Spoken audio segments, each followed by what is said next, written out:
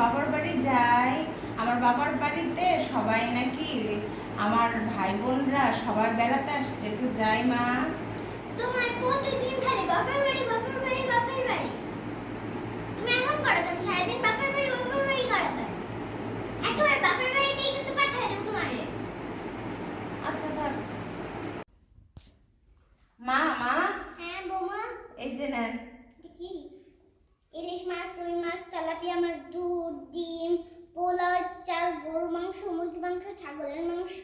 এগুলো কেন বৌমা? মা, আপনি তারা আমাকে আমার বাবার বাড়ি যেতে দিলেন না, এর জন্য আমি সবাইকে দাওয়াত করেছি, সবাই আসতেছে মা। না না